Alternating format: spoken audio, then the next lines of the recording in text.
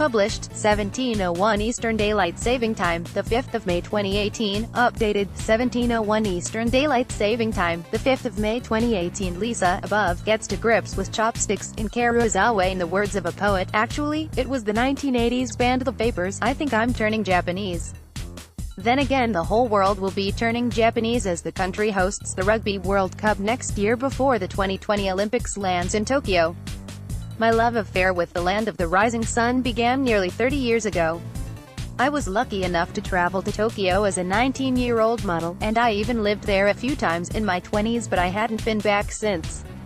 And so when my fiancé George said how much he'd love to visit Japan, I jumped at the chance to go back. I was intrigued to find out how much it had changed over the years. The moment we arrived at the capital's Narita airport, it was immediately obvious just how different things were. There are now signs in English and the arrivals process is easier to navigate. On a previous visit, I was met by a chaperone and whisked away by coach on a 2-hour journey to the center of Tokyo. Now there is a direct train that takes less than an hour. Buying a Japan Rail Pass is a great idea, especially if you plan to move around the country and take lots of Shinkansen, the famous bullet trains. After a short walk from Tokyo Station in Otemachi, we noticed a tall building wrapped in a chic iron cladding and realized with delight that this was our hotel, the Hoshinoya Tokyo. As it was a Sunday, the area was quiet, nothing like the usual fast-paced bustle. Breathtaking, Mount Fuji seen from the Hoshinoya Fuji Hotel. As soon as the 300-year-old cypress wooden doors opened to the ryokan, a traditional Japanese inn, there was a wonderful aroma of incense that blended with the natural scent of the interior's bamboo, chestnut, cedar and cypress. With our shoes off and stored in the boxes that line the walls like an art installation, the warm feel of the tatami mats underfoot was nothing short of blissful. A delicious cup of matcha was served while we checked in, and as we were about to head to our room, a woman sprayed me down with anti-static. She had noticed, oh, the shame, that my trousers were clinging to my thighs after the long journey from the UK. How's that for customer service? After we stepped out of the lift and walked along the hotel's elegant corridors, sliding doors opened to reveal a ryokan within a ryokan, our spacious yet understated room. Sunlight streamed through the windows to reveal futons and tatami mats. This was my idea of heaven. Having got settled, we popped out for a walk around the Imperial Palace and down to Ginza, a cool shopping area where we stumbled upon the most delectable sushi restaurant. After feasting on the freshest fish, we walked back to the hotel and succumbed to our jet lag at 5 in the afternoon. We woke up 6 hours later, ready for our next taste of Japanese cuisine. Dressed in the comfortable, modern-day kimonos provided by the hotel, we went to explore the Ochinoma Lounge, a large communal area on each floor of the hotel. It felt like having our own living room. Beautifully decorated and with soft, subtle lighting, it was quiet at that time of the night. We snacked on noodles and radish rice crackers, as well as bite-sized ice creams from the fully stocked freezer. The next morning, with our spa treatments booked, I was eager to see the onsen, the natural hot springs that, while common throughout Japan, are a rare find in a city center hotel.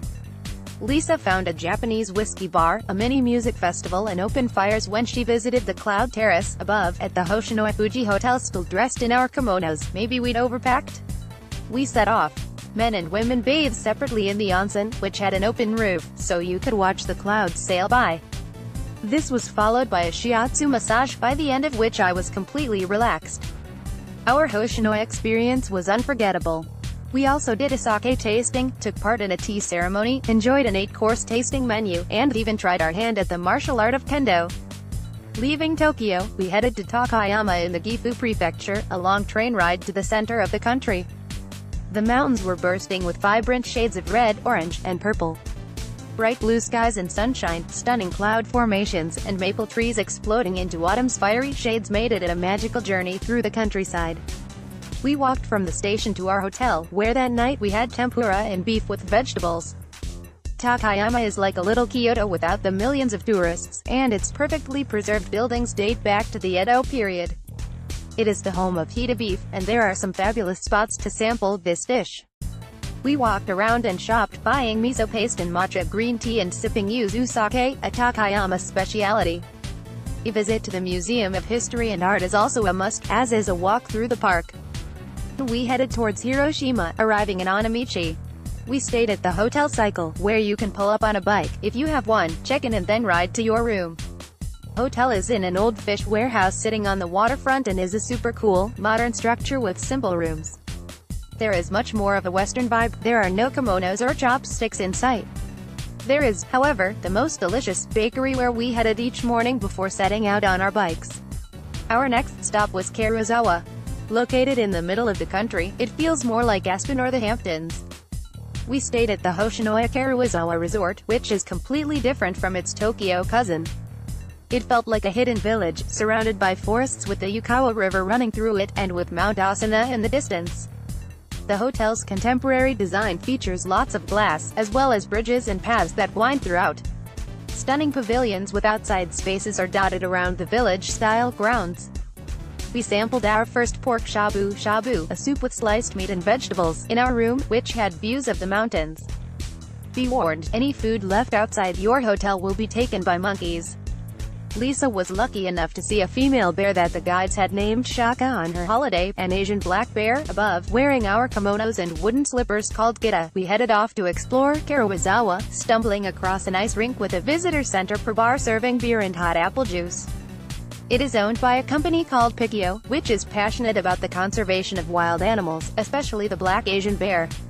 The following morning, we headed to the onsen. There are two in the grounds of the resort and we opted for the meditation spa. The staff opened this early so we could experience it as a couple.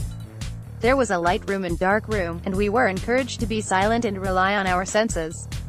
It was an utterly tranquil experience, setting us up for the day. That evening, we set off back to the Pikio bar to meet for a flying squirrel spotting tour. We had an extremely knowledgeable guide, and it was a brilliant way to spend a few hours. The squirrels crawled out of their little wooden homes, crept into the night and took flight. The next morning, we left early with our Pikio guides, who showed us the wildlife living all around Karuizawa. It was an exhilarating day. Asian black bears are huge and will charge if they feel threatened, so these magical creatures should be observed from a safe distance. We were lucky enough to see a female bear that the guides had named Shaka. She was pregnant and had settled down somewhere warm to nest. Hoshinoya Fuji was the final stop on our tour. We were taken up to our room, which had views of Mount Fuji and Lake Kawaguchi. I have longed to visit Mount Fuji for years, and the blue skies, cherry blossom and sleeping volcano didn't disappoint. I would happily have stayed in our room all evening, but George had booked us dinner at the hotel's alfresco forest kitchen restaurant. We stepped out into the chilly night wearing warm, padded jackets provided by the hotel. Climbing what seemed an endless set of stairs, we reached our romantic dinner spot. There were only 4 tables, and we had wild boar and venison, which we cooked ourselves in little Dutch ovens and on skillets. We sautéed mushrooms and grilled delicious venison, all while drinking wine under the stars. After dinner, we made our way up to the Cloud Terrace, where we found a Japanese whiskey bar, a mini music festival and open fires. That night I kept the curtains open, gazing into the vast skies. Stars and Mount Fuji were reflected in the lake. It was the perfect end to our phenomenal journey. Finnair.com flies to Tokyo's Narita Airport via Helsinki, with return fares from £550. Hoshinoya.com/n closing parenthesis offers rooms in Tokyo from £480 a night, in Fuji from £300, and in Karuizawa from £420. Inside Japan Tours. InsideJapanTours.com offers a range of holidays.